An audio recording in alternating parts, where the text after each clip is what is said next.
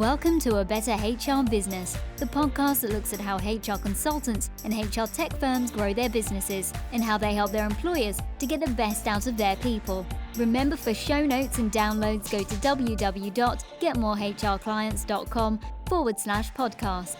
That's getmorehrclients.com/podcast. Okay, let's get started. Hello, welcome back to the show. Great to have you along. And I'm really looking forward to today's conversation with Paul Devoy. Paul is CEO of Investors in People. At Investors in People, they have one mission, which is to make work better. And their research, experience, and work in these important areas that they cover, it's made work better for over 11 million people globally over the last, 30 years. So it's been an amazing impact. And Paul led the buyout of Investors in People from the UK government in 2016. And it became a community interest company in February 2017, which means it's run for the benefit of the community of employers and individuals that it serves. So there's some fascinating HR stuff, there's fascinating business stuff. But firstly, Paul, thank you very much for joining me today. Thanks very much, Ben. Thank you for inviting me along. Yeah, and you are just outside of Edinburgh, correct? That's correct, yeah. Context, very good. Yeah, so it's an amazing story, and I'd love to get into the transformation of what you've done over the course of your time at Investors in People. But firstly, for people who are outside the UK particularly, or from areas where they have not heard of Investors in People, what exactly does Investors in People do? Yeah, thank you. Investors in People, our purpose is to make work better. And the way that we do that is we set standards for what good people management looks like. And we have our community organisations who have a long-term commitment to working to those standards. And we bring the community together to learn from each other, to share best practice so that everyone in the community can improve their performance together. So it's not about league tables and top 100 of this or top 100 of that. It's a community who all believe that investing in the people and their people is the right thing to do, but it's also the smart thing to do for business results. And you say community, it's a big community, right? I think. Yeah, 1.2 million people in the UK are employed by an Investors in People organisation. Generally, we don't accredit organisation of less than 5 employees. So we reckon it's round about 1 in 20 of every employee. Our ambition is to get to 1 in 10. Wow. That's impressive. So that's how you make an impact, is to be able to reach all these different organizations. They're employing people, and then you're creating, through the accreditation system, setting certain benchmarks or... Yeah, we do the heavy lifting in terms of doing the research into what good people management looks like and developing standards around that. And then the organisations in our community commit to working to those standards and measure themselves against them. And then we help them improve by bringing people from the community together to share best practice, learn from each other, network with each other. And the framework or the standard acts as the kind of basis that they all use, the benchmark they all use to learn from each other.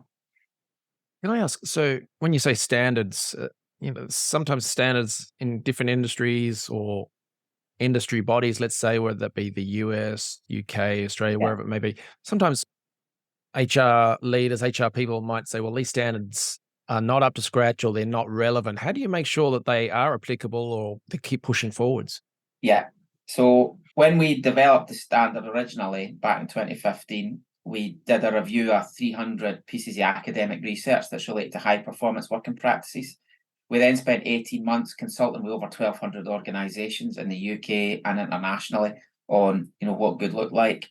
And then periodically we go back, and we're doing it right at this minute, we go back and we do analysis of the research about workplaces that's out there, do a meta-analysis of that, and then adjust the framework according to what the latest trends and latest research is. We also have millions of people obviously filling out our surveys every year.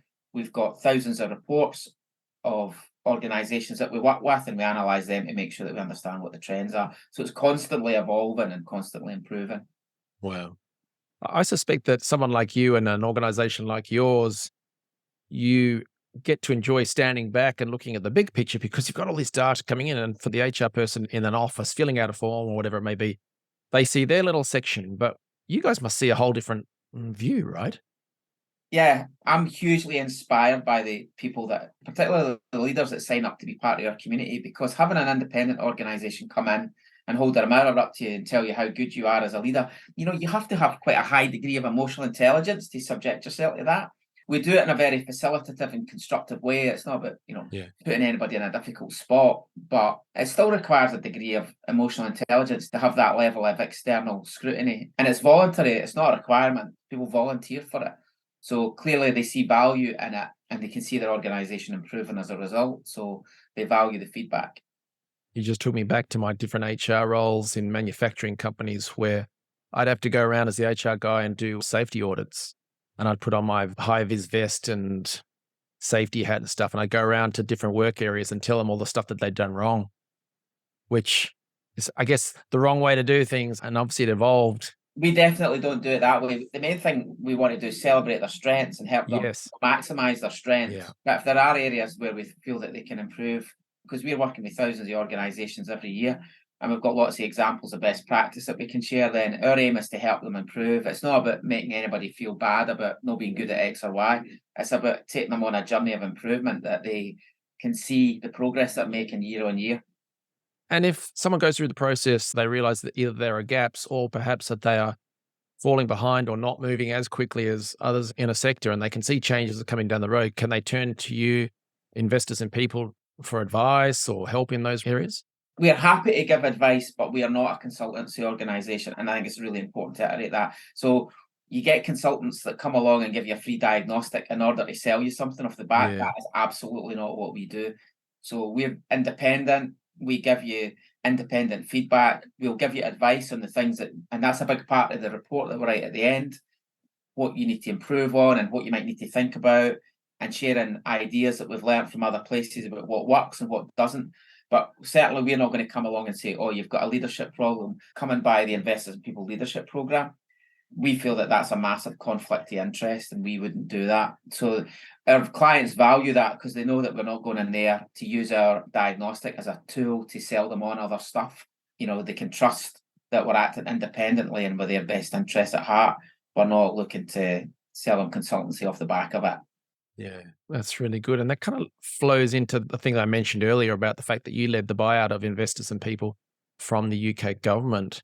So can you give people some context? What exactly happened there? Why was it a government-led organisation and why the buyout? Yeah. And what was the driving force behind all that? So Investing People started 30 years ago and it was a government initiative. And the government in the 90s, I reckon, if you work out annually what they were investing in grants for employers and the development of the organisation, I think they must have invested hundreds of millions of pounds in setting it up during the 90s and the early noughties. And it became huge. Like every organisation in the public sector in the UK had to have it by the millennium. That was a government edict. But what happened was, with all things with government, once they got into the mid-noughties and we had the financial crash, etc., then obviously austerity came and the government chose not to continue to invest in it anymore. So I was brought in to essentially wean it off public funding and turn it into a sustainable business. So between 2012 and 2015, we turned it into a sustainable business it became a franchise model. So instead of organisations getting grants to do the accreditation, they paid for it. And we had franchise partners who delivered it on our behalf on the ground. So through that process, we became financially independent. And then another thing that government likes to do, the agency that we were part of, the government decided to close it down as part of its bonfire of the Quangos. And I led the buyout of it from the government. It could have went in to become a private company, but I didn't believe that that was the right thing. I very much felt that Investors in People was a wider social good for the country as a whole, and that we could create a sustainable organisation that could have a positive impact on society, but without costing the taxpayer any money. And therefore, I spent the best part of 2 years influencing the government that it should become a social enterprise and that we should run it in that vein. Are you some sort of tricky Gordon Gekko character who just pocketed a big bonus for taking it private, or? No, not at all. Personally, I probably, if I had, led a commercial buyout and went and got a private equity company to finance, I would probably be sitting in a yacht in Marbella now. But I just didn't believe that was the right thing to do. I think it's a wider social good for the country, and I don't think it would be as successful as it can and should be if it was just run for profit. I think the obvious thing any commercial organisation would have done would have turned it into a consultancy firm. I was just going to ask, yeah. But there's no shortage of consultancy firms out there. There's loads of them, and lots of them do a very good job. That isn't what we do. We help organisations benchmark best practice and independently help them set high standards for people management and work towards them and have a long-term commitment to that. No one else does that. And I felt that if I'd been sold it would have been the easy play, would have been turn it into consultancy, and that was the wrong thing to do. Surely there was someone else saying to you, come on, Paul, let's add consulting. Over the last 10 years I've been in this job, I have heard that constantly, and I've always resisted it. If you look at what's happened with the big four consultancies in the UK, when they've tried to play both sides, they've tried to be an auditor and they've tried to have consultancy, and look at the scandals and how bad their brand has been tarnished by that approach. I just don't think you can have your cake and eat it. You know, our background has always been in accreditation and insight and building a community organisations who believe in investing in people. That's where our strength lies. That's our unique value proposition. I accept it's probably not as lucrative as consultancy, but I believe it's the authentic and legitimate area where we can add value that no one else is.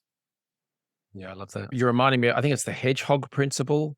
I forget which book it is, but it's around focusing. The hedgehog doesn't run fast. It doesn't jump over hedges and stuff. It just rolls up into a ball. It's got spikes. So if it's attacked by a fox or whatever, it rolls up.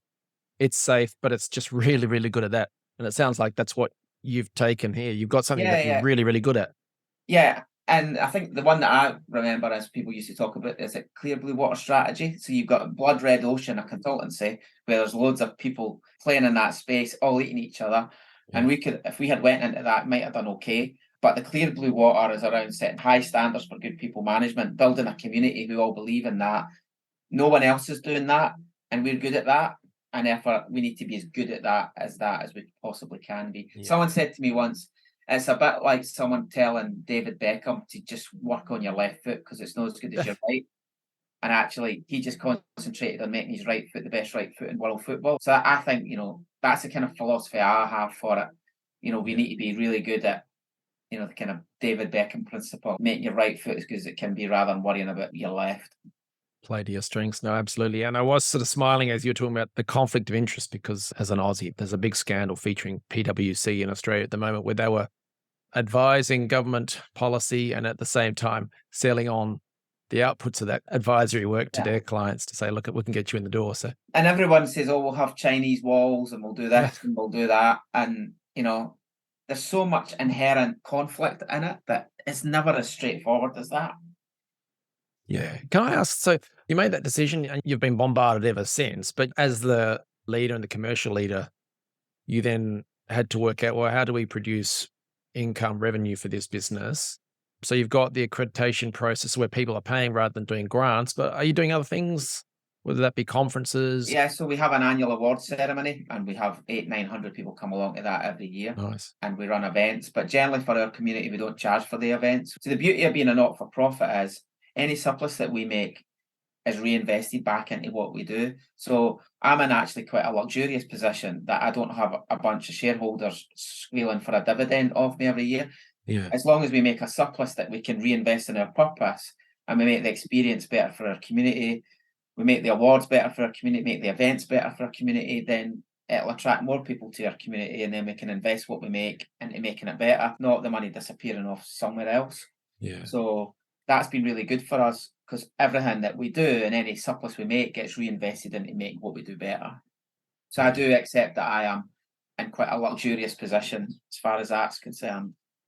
And how do you position the organization in the face of others, either offering standards or, you know, maybe competitors? How do you position the organization? So very much on the basis of our purpose. Our purpose is to make work better. And everything that we do, every decision we make, anything that we do is in pursuit of that purpose. So in terms of this, the way that we develop our standards, the way that we run events, the way that we do webinars or whatever we do, it's about how do we help our community create an environment where they can be more productive, because the UK's productivity is lower than the rest of the G7. We don't invest enough in skills. We don't invest enough in our leaders, and that's having an impact on our prosperity as a country. So we believe that if we can help organisations consistently raise their standards in that area, we'll help create a more prosperous society. And the way that we market ourselves is purely in relation to that we're trying to do a wider social good. And we also know for the individuals that organisations who invest in their leaders, have a positive culture, train their staff well, those organisations create better, more well-paid jobs. And therefore that's good for people in terms of their progression and their career progression. So it's good for society, it's good for organizations, it's good for individuals. So everything that we do is about promoting that philosophy. And to add to what we were discussing before about you have a unique perspective, you're getting all this data from organizations and people coming in all the time, and it probably allows you to see trends and themes. What kind of bigger picture issues and stuff do you see either now or coming down the road for HR and the world of work? Yeah, it's quite a few things, but I'll pick the kind of biggest ones just to focus on. If you look at all the research, we don't invest enough in training our managers. There's 2.4 million accidental managers in the UK. That's not one of our stats, that's the Chartered Management Institute stats, but research backs that up. And if you look at productivity performance in the UK, because we don't train our managers well enough, we are less productive because the managers dictate how productive their teams are. It all has an impact on the well-being of their employees. So when anybody asks me if you've got £100 to spend in terms of training, what do you spend it on? I always say your first line managers. And that tends not to be where organisations spend their training dollar. Where do they spend it? In the UK, we spend the least of most European countries on in-work training. And we tend to spend most of it on compliance training, but not enough of it on wider training that's going to improve the capacity and capability of your workforce. So for me, that's one area that we need to think as employers, that if we want to have a more productive workforce, because you can't just go out and recruit people anymore. There's a structural deficit in the labour market. We're going to have to improve the skills capability of our existing workforce, and that means investing in them. A lot of employers think, well, if I invest in them, they'll just go down the road and work for someone else. Again, our research doesn't really back that up. If you invest in your people and you've got a good culture and you pay them fairly, then generally they don't move, because there's not that many companies like that. It's a competitive advantage, sad but true. Yeah. What are the themes? I know you almost take a philosophical approach sometimes, I suspect, from the stuff you see, whether it be AI and Industry 4.0, whatever's coming down the line. Yeah, so just one other thing on the kind of development side of things. The other sort of trend that we see that is a kind of received wisdom is that appraisals don't work. So most of the organisations I've worked in have an annual appraisal process. They don't add any value whatsoever based on what we've seen. What adds value is performance conversations in the moment when something good happens or something goes wrong, that there's a coaching conversation that happens in that moment. We're having a black book and logging the good, having a balance sheet of the good and the bad, and then revealing it every 3 months or every 6 months. That doesn't work. So that's another kind of key finding that I would highlight, that invest in your managers and help your managers have transformational conversations with your employees. The two things will drive performance.